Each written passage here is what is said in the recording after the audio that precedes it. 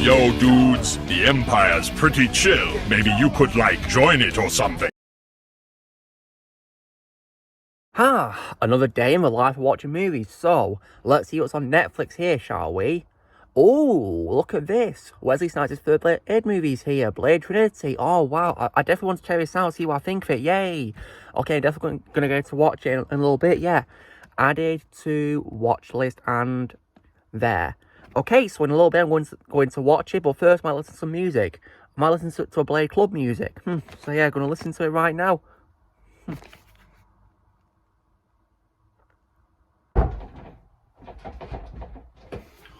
Oh no, it's locked. I can't warn about Blade Trinity. Oh, probably not in. Better luck next time. Alright, that's the time. Okay, now let's fire up Netflix and watch Blade Trinity. So, definitely really excited for this. Yeah, let's get watching this film, shall we?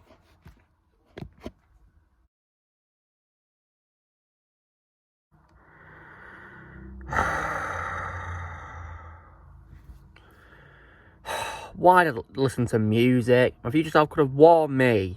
Hey everyone, Lucimus Prime here. So, I just got done rewatching last night for probably, I think, the third time or something now. One of the worst superhero films I've ever seen in my life. And this is a film, guys, which of course is none other than 2004's Blade Trinity. Oh, honestly.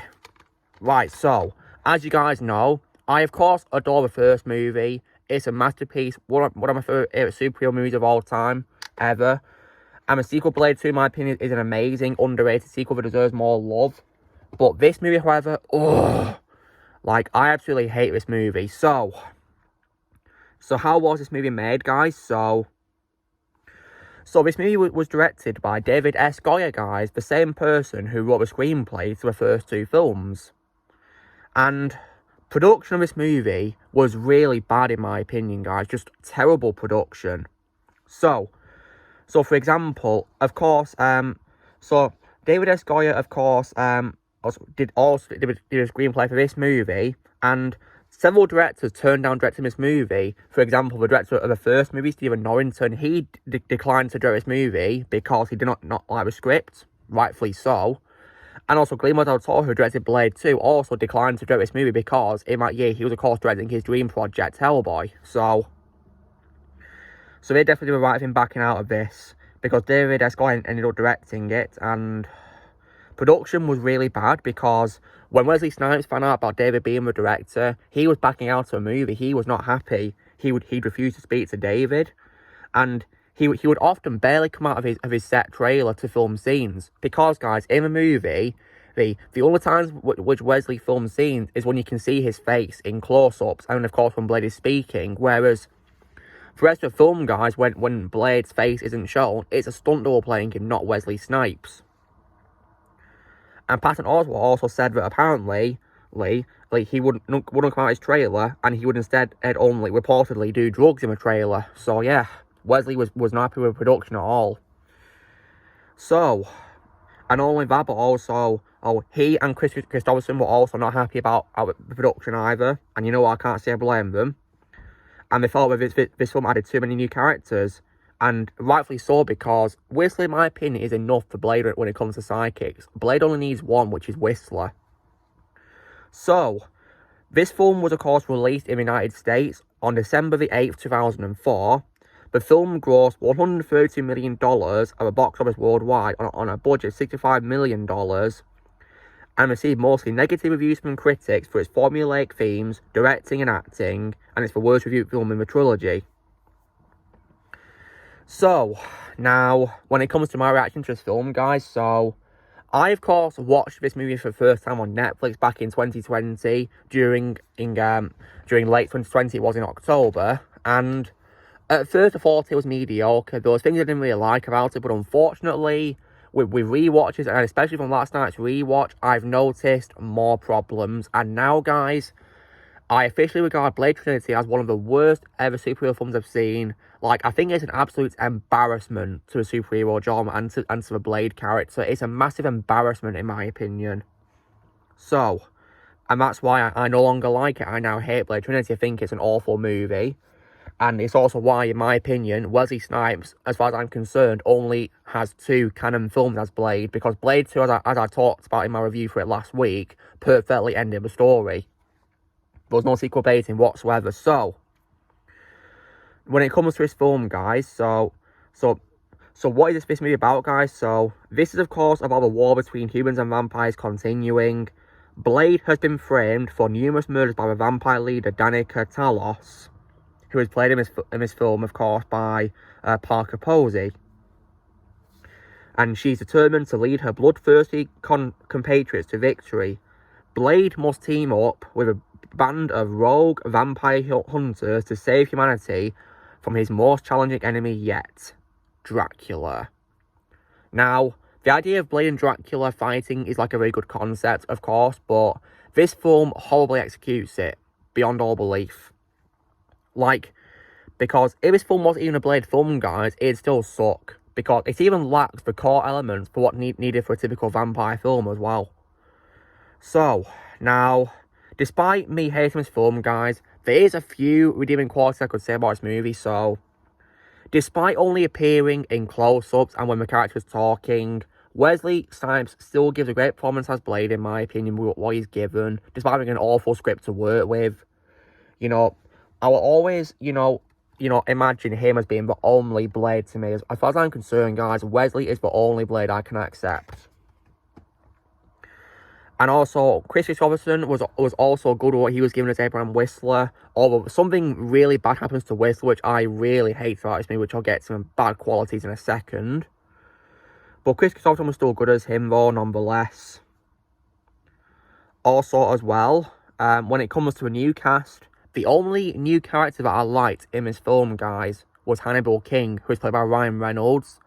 In my opinion, he was the only good character in the movie, and because he was very entertaining and funny as well. And this was also, of course, Ryan Reynolds' first superhero role as well. Before he had, of course, later gone to play characters like Green Lantern and Deadpool and whatever. And he was probably one of the few redeeming qualities of this movie.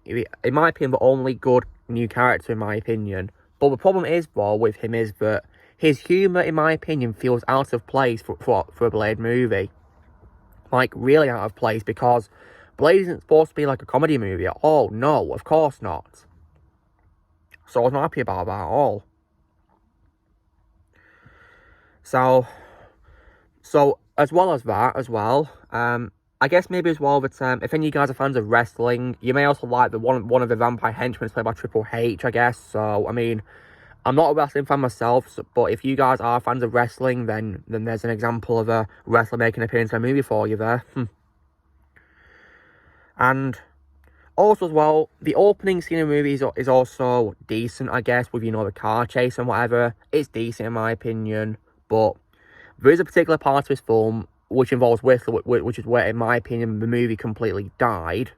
So, and I guess also the music by Ramin Djawadi and the RZA was also as well fine, I guess, too. It was very well composed. Although, personally, I do prefer Ramin Djawadi for other things like Game of Thrones and Iron Man and stuff like that, but his music in this was decent, I guess. So, and that's unfortunately probably about it for good qualities now. So, now, on to the bad qualities. There's so many of them, which I also noticed more from last night's rewatch as well. So, now, one bad quality I do have with this movie, which I've hated ever since I first saw it on Netflix back in 2020, guys, despite I think it was mediocre back then, is probably, I really hate how less than half an hour into the movie, Whistler, who's a beloved character, my second favourite character in the franchise after Blade himself, gets wasted. Like, I really despised that because he's such a great character, and the way he got killed off was also pathetic as well. Like, just a horrible way to send off a great character from the first 2 films, and it also undoes the opening act of Blade 2, because the first act of Blade 2 was dedicated to Blade saving Whistler's life, turning him back to normal after he was turned into a vampire, after he was believed dead from the first movie. Like, goodness me. Like, I can't believe he did that. And that, of course, is an example of them using the horrible, in my opinion, the worst cliche of all time from Alien 3, in which a bloody character is killed early into a movie, the sequel. And, as I said before, guys, it was one thing you need to learn from Alien 3 is don't be Alien 3. So yeah, like, despite being second billed in the cast after Wesley, Chris Christopherson was barely in this movie at all, because Whistler gets wasted less than half an hour in, and he only appears later on, of course, when the villain movie Dracula impersonates him when he infiltrates, of course, the Night Stalker's compound. So, like, it's just, you know, horrible how he did that, really. That's where the movie died, in my opinion. Like, the movie, in my opinion, starts off as a Blade movie, but as soon as Whistler gets horribly killed off, like the Alien 3 cliche, then, boom, that's when the movie just died like that. So, yeah, just went from a Blade film to not a Blade film, just like that, by killing off a beloved character. And what's also worse, guys, is that due to the fact that, of course, Wesley didn't want to participate much in this movie as well, after Whistler's death, and of course Hannibal King and Whistler's daughter Abigail appear, the film feels like a movie about them, with Blade as a supporting character, because despite being the main character of this movie in a Blade film, apparently so, Blade barely gets much focus after those two characters appear, so it doesn't even feel like a Blade movie at times, really. Especially as well because Hannibal King narrates the beginning of the end of the movie, so it doesn't really feel like a Blade movie in that sense, really.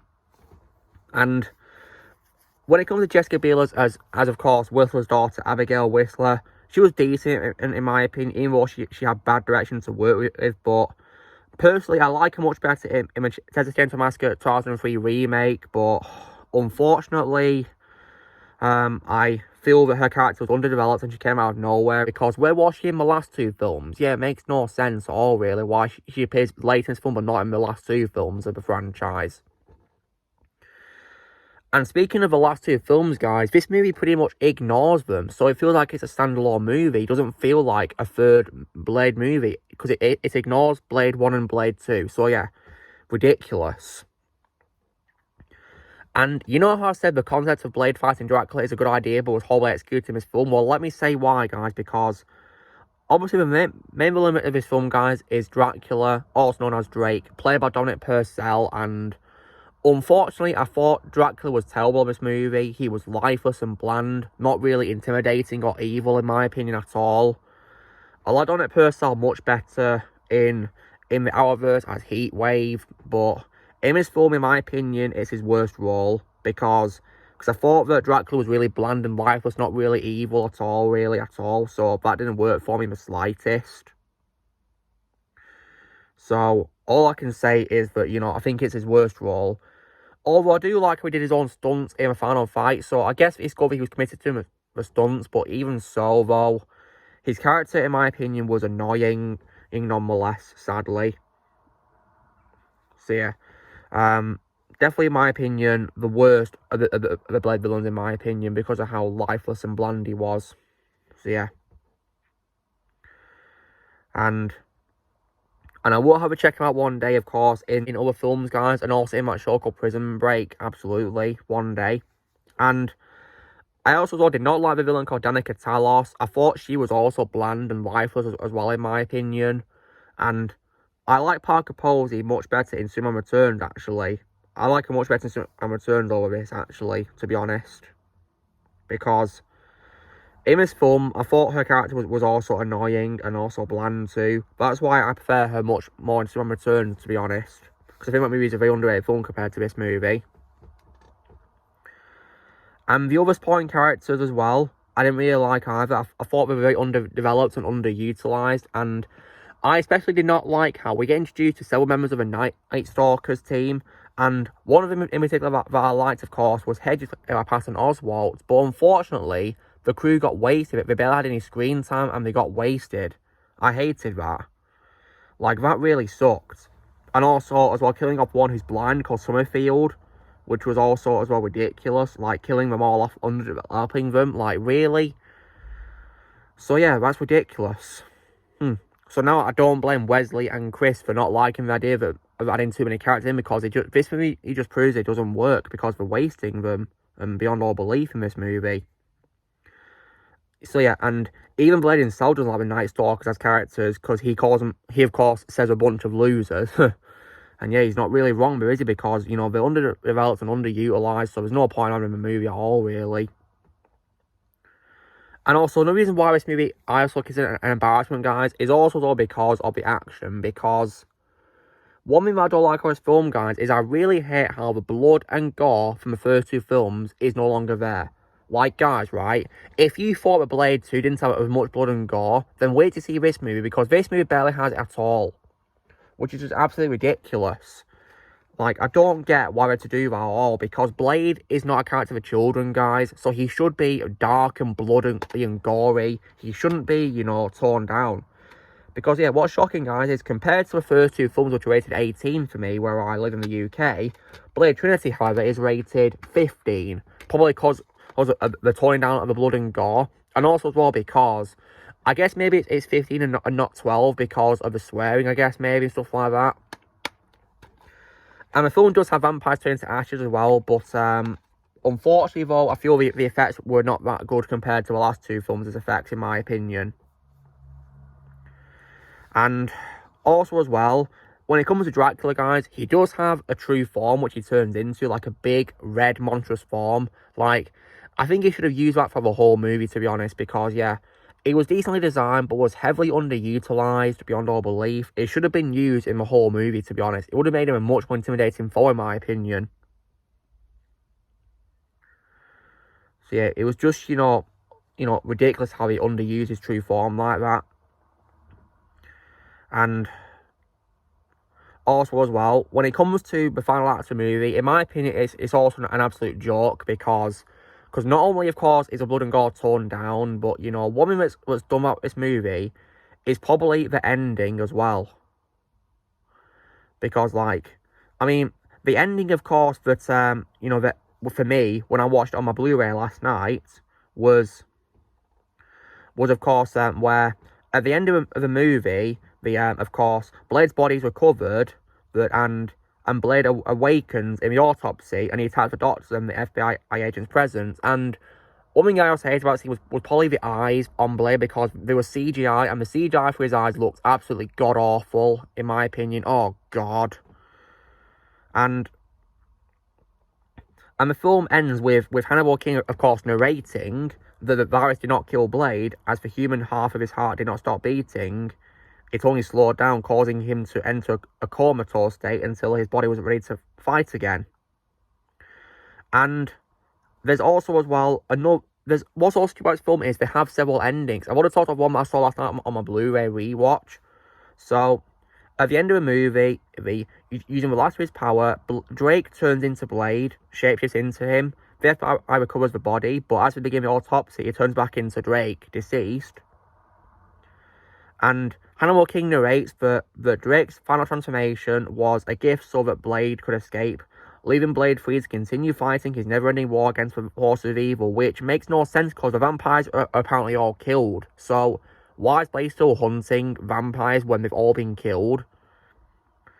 And in another alternate ending as well, the Night Stalkers reappear 6 months later, having tracked a new villain in a casino in Asia, which is a werewolf. So, like, really? Like, why would you do all these dumb endings like that? Like, that is just not how you wrap up a trilogy at all. Because when you do a trilogy, guys, you're supposed to wrap things up at the end of in the third movie. Complete the story like that. Don't set up anything else to come. No sequel baiting or whatever. And it's just ridiculous. And doesn't even connect to a first film either, like how a trilogy should do in its third film, because in a third film, guys, it's usually traditional that it makes callbacks to a first movie as like a bookend, basically. This film doesn't do that, as far as I can recall. All I can say is that Blade Trinity, in my opinion, is a terrible movie. The worst out of the trilogy, in my opinion, and is unneeded because Blade 2 didn't seem to set up any sequels at all. And so this film was unnecessary beyond all belief. Just abominable, in my opinion. It's a big embarrassment. It is, however, a miracle with David S. Goyer. Thankfully wrote better things after his film being, of course, Christopher Nolan's Dark Knight trilogy and then Man of Steel and Batman vs. Superman.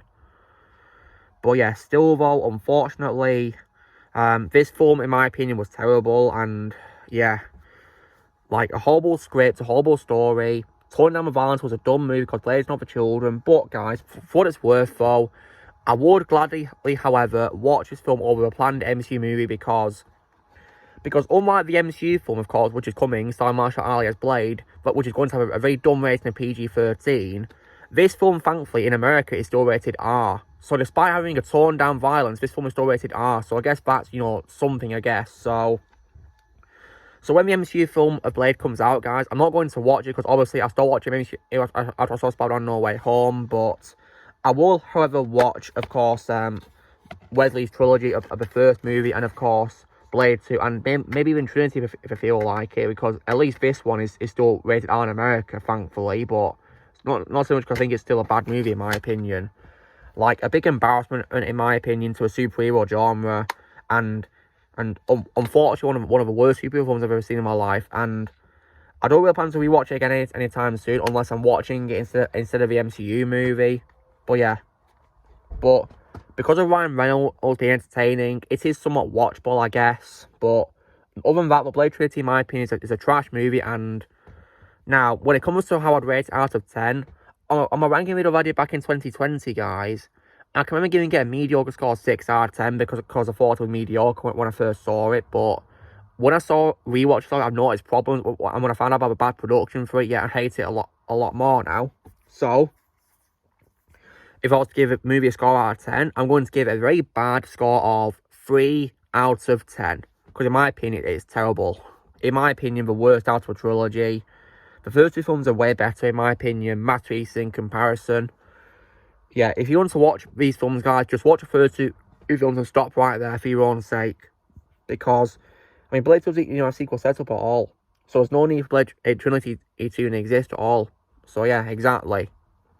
So Blade, in my opinion, guys, is a duology, not a trilogy. That's what I'm going to say. So, yeah. So, guys, this is me doing, of course, my trash talk for 2004's embarrassment of a superhero film, which, of course, is Blade Trinity. So, drill, guys. Be sure to give this video a like. Also, be sure to let me know in the comments what you guys think of Blade Trinity. If you've seen it, anything in the comments below, what your thoughts are on it. Also, be sure to join Team Power by pressing subscribe, which is in the future. If you would like to be a member, you can respond using the piece of lads or your description, and I'll see you all later.